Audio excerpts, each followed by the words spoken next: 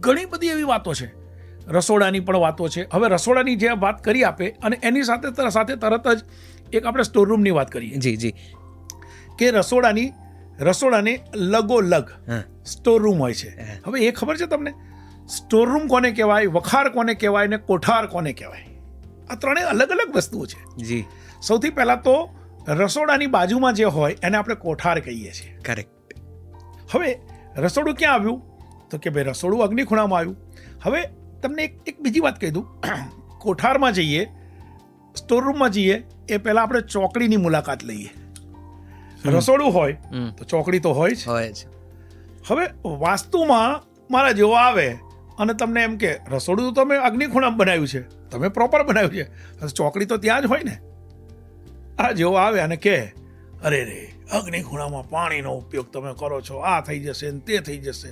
પછી એને જેવું આવે. આમાં કેવું છે, સાચી વાત એ છે સાહેબ, દરેક વ્યક્તિ પોતાની સમજ મુજબ, પોતાના અભ્યાસ મુજબ અને પોતાની નીડ મુજબ પ્રિડિક્ટ કરે છે.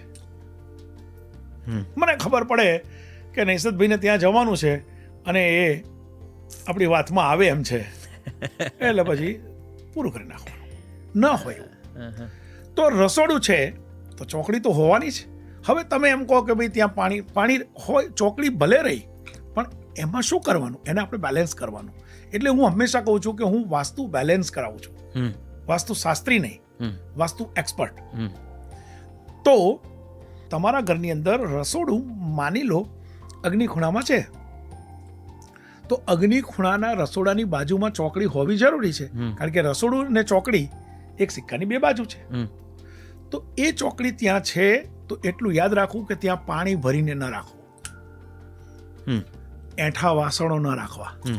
તમને ખબર છે, ઘણા બધા આ પોડકાસ્ટ જ્યારે રિલીઝ કરશો અને ઘણા બધા બહેનો જ્યારે સાંભળતા હશે ને, ત્યારે બે બહેનો જો સામસામે બેસીને સાંભળતા હશે તો એકબીજાને જોશે કે જો આપણે કહીએ છીએ ને એઠા વાસણો, પણ શું કરીએ, સાંજે પેલી કામવાળા બેન કે પેલો કામવાળો ભાઈ કે જે આવતો જ નથી તો સવારે આવે છે. ન કરો બેન એવું. એટલીસ્ટ એની અંદર પાણી નાખીને પણ મૂકી દો, સાફ કરીને. રાઈટ. તો રસોડું જ્યારે અગ્નિખૂણામાં છે અને એની સાથે ચોકડી છે, તો ચોકડીની અંદર કોઈ પણ પ્રકારનું પાણી ત્યાં ન રહેવું જોઈએ અને ચોકડી સાફ હોવી જોઈએ, સુકાયેલી હોવી જોઈએ, ત્યાં પાણી ભરાયેલું ન હોવું જોઈએ, તો એ દોષ નહીં લાગે. સો રાત્રે જે એઠા વાસણો છે એ પણ રાત્રે એઠા વાસણો તો ક્યારેય નહીં રાખવા. આપણે લોકો હવે તો ધીરે ધીરે એવો ટ્રેન્ડ થઈ ગયો છે કે રાત્રે 9 વાગે 10 વાગે પણ જે કામવાળા ભાઈ હોય ને એ આવે છે, પણ ઘણી જગ્યાએ બહેનો હોય છે, બહેનો રાત્રે 9 વાગે નથી આવતા, એટલે બેન કહે કે હું સવારે આવીને કરી દઈશ.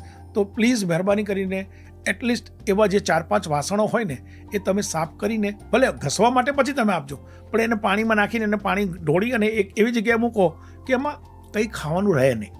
સાહેબ મેક્સિમમ ગંદકી ત્યાંથી શરૂ થાય છે, જીવાત ત્યાંથી શરૂ થાય છે. તો આ પણ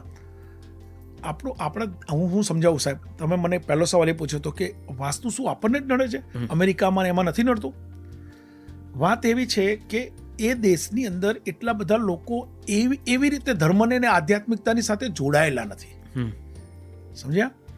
આપણા દેશમાં મંદિરમાં જવું એનું કારણ એ છે કે ભાઈ મંદિરમાં તમે જશો તો તમારે 12 જૂતા કાઢીને જવાનું. અમેરિકામાં ચર્ચમાં જવું હોય તો સુટેડ બુટેડ જાય છે. તો આપણે ચંપલ પહેરીને નહીં જવાનું કારણ શું? કે આપણે એવું માનીએ છીએ કે આપણે જે ઘરમાં રહીએ છીએ, જ્યાં રહીએ છીએ ત્યાં ગંદકી ન થાય, ચંપલ પહેરીને જવાથી ત્યાં ધૂળ ન આવે, એ બધું આપણે ચોખ્ખાઈ રાખીએ તો વધારે સારું. તો એના માટે હું એવું માનું છું કે એમની રીતે સાચા છે, આપણે આપણી રીતે સાચા છે. હવે વાસ્તુ એમને નડે છે કે નથી નડતું, કારણ કે એ આપણા સુધી આવતા નથી અને આપણને કહેતા નથી. ઘણી બધી વખત વૃદ્ધાશ્રમની વાત થાય છે, હું ઘણા વૃદ્ધાશ્રમ પણ ચલાવું છું. તો વૃદ્ધાશ્રમ માટે પણ ઘણા લોકોનો એવા આર્ગ્યુમેન્ટ હોય છે મારી સાથે કે આ તો એવું છે ને બાપુ કે આપણામાં જ વૃદ્ધાશ્રમ હોય છે, બીજા લોકોને ત્યાં વૃદ્ધાશ્રમ નથી હોતા. પણ એ તો ભાઈ તમે જોઈ આવો તો ખબર પડે કે બીજા લોકોને ત્યાં વૃદ્ધાશ્રમ નથી, પણ એના મા બાપ દુઃખી છે. ખાસ કરીને આપણા દેશ માટે ભૌગોલિક પરિસ્થિતિ પ્રમાણે કદાચ આપણને આ નીતિ નિયમો ધર્મમાં સાંકળીને આપવામાં આવ્યા છે કે જેથી કદાચ આપણું સ્વાસ્થ્ય અને એ રીતે આપણી સમૃદ્ધિ. આપણા દેશનું જે બહુ સાચી વાત એ ભૌગોલિક પરિસ્થિતિ આપણા દેશની એવી છે કે ભાઈ આપણને જે તે વખતે આપણા વડવાઓ હતા એ લોકોએ ક્યાંક ને ક્યાંક આપણને ભગવાનના નામે, અને આપણે સ્વાભાવિક છે because we are human being, એટલે ભગવાનના નામે તો ક્યાંક ને ક્યાંક તો ડર રહેવાનો છે કે ભાઈ હું તમને સમજાવું કે આપણે જ એવું નથી, દરેક જગ્યાએ જ્યારે પરીક્ષાનો સમય હશે ને, ત્યારે મંદિરોય ભરેલા હશે, મસ્જિદોય ભરેલી હશે અને ચર્ચોય ભરેલા હશે. કારણ કે એ વખતે એ લોકોના મનમાં એમ થાય કે ચલો આપણે ત્યાં જઈશું તો છોકરાઓ માટે પ્રાર્થના કરીશું. પણ એ જુદી વસ્તુ છે. પણ એક વાત એ ચોક્કસ છે કે વાસ્તુ નડતું નથી, પણ વાસ્તુને હિસાબે આપણે પોતે કમ્ફર્ટ ફીલ નથી કરતા, એટલે આપણને તકલીફો શરૂ થાય છે. વાહ. દીકરા દીકરીના લગ્ન હોય, અભ્યાસ, નોકરી કે બિઝનેસ હોય, 30 વર્ષના અનુભવી જ્યોતિષ શાસ્ત્રી શ્રી શૈલેન્દ્રસિંહજી વાઘેલા બાપુ પાસેથી તમામ પ્રશ્નોના સચોટ સમાધાન મેળવો. મહેનતનું ફળ મેળવવા પાછળ ગ્રહો તેમજ કુંડળી ખૂબ જ મહત્વપૂર્ણ ભાગ ભજવી શકે છે. 30 વર્ષના અનુભવી એસ્ટ્રોલોજર શ્રી શૈલેન્દ્રસિંહજી વાઘેલા બાપુનો સંપર્ક કરીને સચોટ માર્ગદર્શન મેળવો. બાપુ કહે છે, ના પૂજા, ના વિધિ, ના મંત્ર, ના તંત્ર, ના સોરો, ના સ્ટ્રેસ, ના નડતર, ના જડતર. You can solve all your problems by yourself. વિશ્વ વિખ્યાત એસ્ટ્રોલોજર શ્રી શૈલેન્દ્રસિંહજી વાઘેલા બાપુનો આજે જ સંપર્ક કરો. ગ્રહો નડે છે તો હવે પૂજા વિધિના ખર્ચ કર્યા વગર જ સચોટ ઉપાય મેળવો. આજે જ વિશ્વ વિખ્યાત એસ્ટ્રોલોજર શ્રી શૈલેન્દ્રસિંહજી વાઘેલા બાપુનો સંપર્ક કરો.